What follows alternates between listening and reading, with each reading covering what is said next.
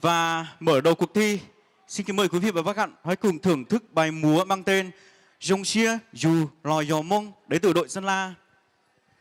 Ít chiều mông cuốn tranh xía tìa bé chua tù yêu mông yếu mua cho cái rong xía cơn cầu cho khó ủa yếu lò yêu mông bé luôn bé hụa mông muông cây cha nữ yếu sơn trải họ yếu lúc xía họ yếu lúc nênh một ta ít chỉ thơ sâu để cho cái sĩ từ ban trượt nút nọ cụ thọ chờ nếu sau đó lò sai ra sáng chế mua luôn bé tìa rong xía yếu lò yêu mông thọ tuôn đời chọn tuôn xài nhót sơn là tua thấy sao mua tê chạy toàn gỡ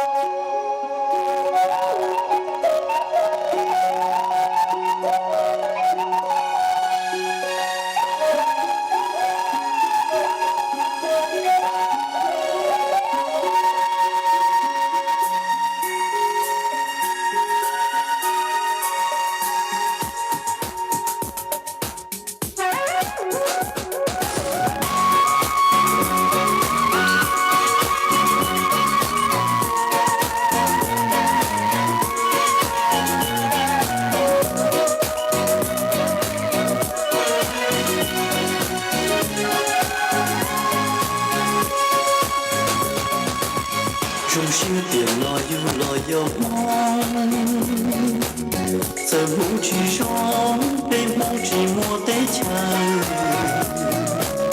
lo yên rong lời chúa yêu lo yêu mong xưa thảo con đâu cứ tiền lo yên rong xia rong xia tiền lo giờ lo yêu mong đời nhau bề trong đã tia lo thọ xí lưu giờ tia y hận nhỏ y san tu lo thọ xí lưu bề nhỏ y hay mong lý tu chi cứ xưa ra trong chi xa cho từng chuan nhà tan cho yêu mong lý tu cho nhau xin đầu cầu chia bé chào trở đi của thầu bao giờ chỉ trong chó lo yêu lo thì nó sẽ yêu cho nhé lo thọ lúc bé yêu mong sự yên rong xi yêu mua ý địa bên mong người chào cho luôn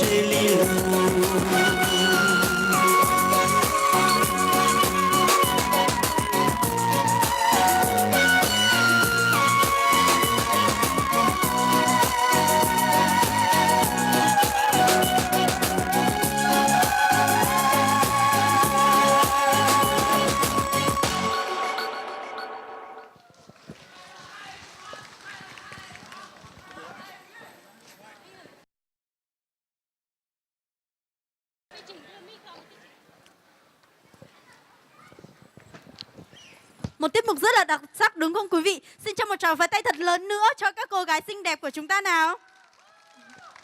Một tràng pháo tay thật lớn nữa đi ạ. Cho tiết mục đầu tiên ạ.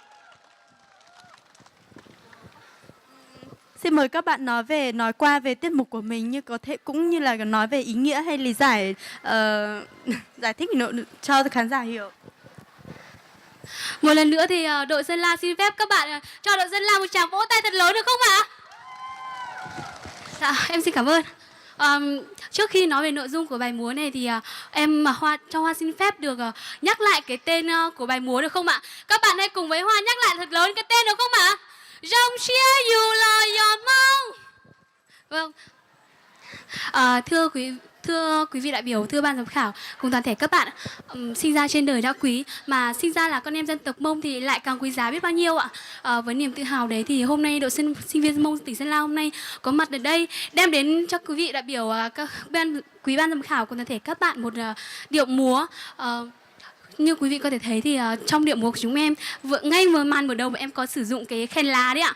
Đó là một cái nét đặc trưng vô cùng lớn của chúng ta đúng không ạ? Và chắc hẳn các bạn đây ai cũng đã từng một lần thổi thử khen lá, hay cũng đã từng một lần được nghe ai đấy thổi chiếc khen lá đúng không ạ? Và sau đấy thì chúng em có sử dụng cái điệu múa khen ạ. Điệu múa khen đó là một cái nét đẹp văn hóa không chỉ của dân tộc Mông mà là của cả đất nước Việt Nam này ạ. Tiếp theo là chúng em có sử dụng cái điệu khen, không biết là quý vị có nhận ra không ạ? Chiếc đàn môi ạ, có sử dụng cái điệu múa về chiếc đàn môi ạ. Một chiếc đàn mà không phải là ai cũng có thể thổi được, nhưng mà khi nghe cái âm thanh của chiếc đàn này thì vô cùng du dương và êm ái ạ. Và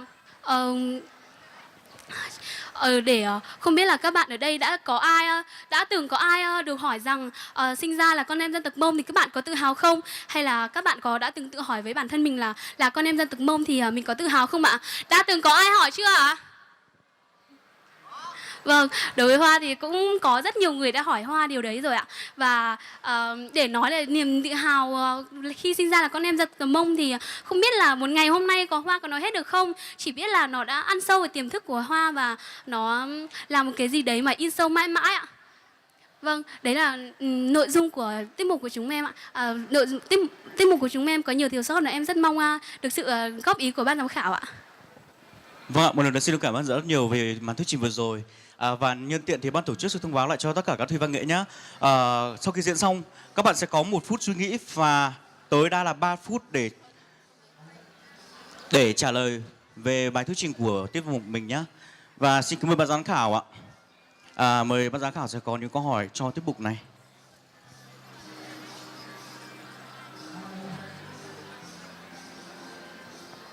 Ban giám khảo có câu hỏi gì ạ? Đầu tiên thì cảm ơn tụi em về cái phần thi rất là hay.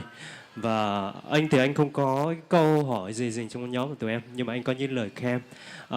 Thực sự thì đây là một tiết mục mà anh rất là thích. Anh thích bởi vì cái hành động mà các bạn thổi cái khèn môi á, thì anh cứ nghĩ là sau khi các bạn thổi xong cái phần đó các bạn sẽ bỏ chiếc lá xuống đất. Nhưng mà anh lại cực kỳ thích là các bạn để lên cái eo của các bạn. Và cái chiếc la đó nó lại vô tình nó làm một cái điểm nhấn trên cái eo của các bạn. Nó làm cho cái bộ trang phục nó thêm sinh động và anh rất là thích. Và các bạn có cái sự hài hòa. Khi mà cái điệu nhạc nó vào như cái nhấn nhá trong cái âm thanh thì các bạn cũng nhấn nhá theo cái hành động của các bạn. Và anh nghĩ là các bạn dường như là đây là một cái cuộc thi nghiệp dư nhưng mà các bạn thể hiện rất là chuyên nghiệp. Thì xin được cảm ơn các bạn. Xin được cảm ơn giám khảo Sa Bình ạ. Và một lần nữa xin chúc mừng tiết mục đầu tiên của đội Sơn La. Xin được cảm ơn các bạn rất nhiều.